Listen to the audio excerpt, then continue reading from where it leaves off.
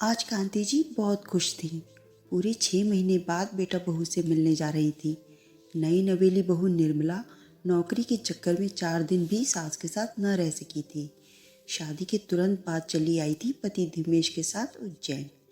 कांति जी ने ट्रेन से उतरते ही टैक्सी ली और पहुंच गई बेटे के आशियाने। किंतु यह क्या, दरवाजे पर बड़ा सा ताला लटक रहा था। कांति जी की खुशी पल भर में काफूर हो गई। पर्स में से फ़ोन निकाला ही था कि पड़ोसन की आवाज़ सुनाई पड़ी। आप आ गई? आइए आइए। निर्मला ऑफिस जाते समय चाबियां दे गई थी। सुबह ही बताया था उसने, मम्मी जी आ रही हैं। आइए, हमारे साथ भी चाय पी लीजिए। कांति जी का मन तो शुद्ध हो गया था, लेकिन अभी 4 ही बजे थे। बहू पता नहीं कब तक लौटे। बेटा धीमेश भी टूर पर गया हुआ था। सो मन मारकर बैग उठाया और चल दी पड़ोसन के साथ। कुछ इधर उधर की बातें की, चाय पी और चाबी लेकर आ गई वापस बेटे के घर में। शाम के 7 बजे तक कांति जी का मन अत्यंत शुद्ध हो गया।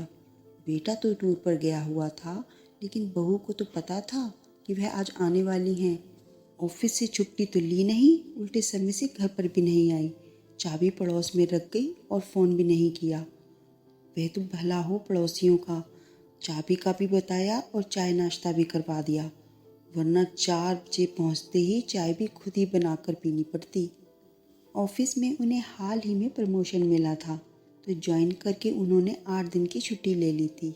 सोचा चलकर कुछ दिन नई बहू के पास रहूंगी तो सास बहू जरा एक दूसरे को जान समझ लेंगी। लेकिन यहाँ तो आते ही बहू के निराले रंग दिखने लगे। अपमान से वह एकदम शुद्ध सी हो गई। मन में पूर्वाग्रहों के कुछ नाग फन उठाने लगे। जरूर जानबूझकर ऐसा कर रही होगी ताकि मैं यहाँ से जल्दी चली जाऊँ। पूर्णिमा की बहू ने भी ऐसा ही किया था, और करुणा की बहू तो ऑफिस का टूर है कहकर मायके ही जाकर बैठ गई थी। मेरी बहू भी वैसी ही निकली। दुख से उनकी आंखें भीग गईं। सोचने लगी, यही सब होना था तो मैं आती ही नहीं। बेटे के आते ही टिकट कराकर वापस चली जाऊंगी, लेकिन तब तक जाने कैसी कैसी कड़वाहट बेइज्जती सहनी पड़ेगी। इन्हीं विचारों में जाने कब उनकी आंख लग गई। 7:30 बजे आखिर बहू आ ही गई। दरवाज़ा खुलते ही, सॉरी माँ, बहुत शर्मिंदा हूँ, देर हो गई, मोबाइल की बैटरी ख़त्म हो गई तो ऑफिस से निकलने के बाद फ़ोन भी नहीं कर पाई। ये कहते हुए उसने एक बुके सास को बड़े प्यार से थमा दिया। ताजे फूलों की खुशबू बिखेरता खूबसूरत बुके कांति जी के हाथ में था और बहू उन्हें प्रणाम करने के लिए झुकी हुई थी। कांति जी का हाथ अनायास बहू के सर पर पहुंच गया, जिसे उन्होंने प्यार से सहला भी दिया।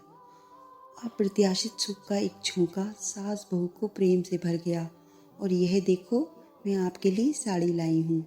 इसीलिए देर हो गई, मुझे कोई साड़ी पसंद ही नहीं आ रही थी। आखिर बड़ा ढूंढने के बाद जाकर ये साड़ी पसंद आई। बताओ ना माँ, आपको पसंद आई कि नहीं? बहू ने हाथ में पकड़े पैकेट से एक खूबसूरत सिल्क की साड़ी निकालकर कांति जी के कंधे पर फैला दी। भीगी आंखों और खुशी से रुंधे गले से उन्होंने कहा, बहुत सुंदर है बेटा। सच में माँ जी, बहू का चेहरा खिल गया। सारे काम आज पूरे कर ऑफिस से 8 दिन की छुट्टी ली है मैंने। अब मैं पूरा समय आप ही के साथ रहूँगी। जाने कितनी बातें करनी है आपसे, जाने कितना कुछ सीखना है। चलिए, अब तो सबसे पहले मैं आपकी पसंद का खाना बनाने रसोई घर में जाती हूँ। पहले चाय बना के लाती हूँ, आप बैठो बस 5 मिनट। नन्ही बच्ची की तरह वह उनके गले में बाहें डालकर झूल गई। उसकी पीठ पर स्नेह से हाथ फेरकर कांति जी को लगा वो अपनी बेटी के यहाँ आई हैं। वो भी साथ साथ रसोई घर की तरफ चल दी। मन के सारे पूर्वाग्रह खुशी के आंसुओं के साथ धुलते जा रहे थे। दोस्तों, अगर आपको मेरी ये कहानी पसंद आई हो तो प्लीज़ लाइक एंड सब्सक्राइब ज़रूर कीजिए। धन्यवाद।